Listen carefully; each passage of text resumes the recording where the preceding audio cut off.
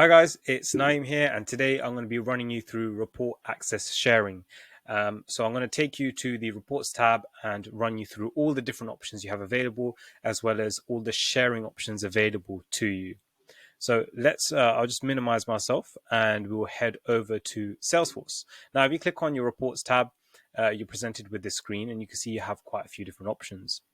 The first option is your recents. So this will list all the recent reports you've accessed, which is quite useful if you're coming in and out.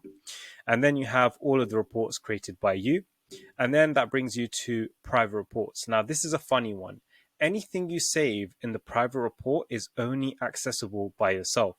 So if I was to create a report, save it in my private reports, and then share that link, whoever tries to access through that link will not be able to see the report. So if you want to share a report with someone, you either want to save it in your public reports where anyone can access it, or you want to save it in a report that the person has access to, or the viewer has access to.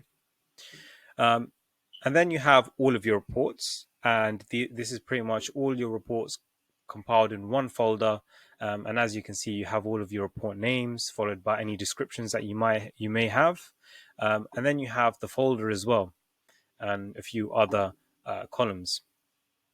Now, if we go into our all folders section here, you can see these are all of the folders that exist within my org. You can see some of them are automated process where they kind of come out of the box with Salesforce.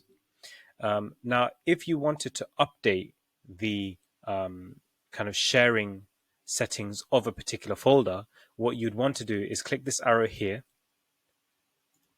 and then click share. And this will open up the screen where you can choose how you want to share. At the top here, you can choose who you want to share with. And you can also search for kind of the users themselves. And then you can see the access. Now, the access, you have three different options. You have your view, you have your edit, you have your manage. Now, if we just come back to kind of our area here, you see these are the three different options you have. Now, read-only, people who have the read-only permission against them can only read the reports. They can't edit, they can't delete, they can't do anything. The only thing they could do is read the report, which is really useful if you want to share with like a group of users that you don't want them to change your reports, but more so use them as they've been built. You also have edit. So if you give a user edit access, that means they will be able to edit the reports, but they will not be able to delete them or anything of that kind. And lastly, you have manage, and manage is pretty much your give all permissions, which will allow you to delete and update the sharing settings as well. Now, if you leverage these properly, that means a lot less work for you as the admin. So you may want to give manage access to super users who can delegate access as required and even remove it and update as they go along. So if we go into Salesforce, you can see we have our view, our edit, and our manage. Now, who can we choose who to share with? Now, when you click into share with, you're actually presented with a few different options. Now, users is searching for specific users. So you can click the user and then you can choose who you want, which you can search for which user, click on them and then choose the type of access. So we may want to give, just say view access as they're an integration user, and then you can click share. Now, always remember to click share, because what I tend to do is just click done, and guess what? Nothing's going to happen. So what you're going to do is click share, and now you can see they've been added to the list. Now, what happens if you want to actually provide access to a certain role? Now, that's where the roles comes in handy. So you may want to give it to, say, the sales team, for example, and only give them a certain type of access. But you can also choose roles and subordinates, and that pretty much means anyone at that role level that you specified and below, which can also be useful.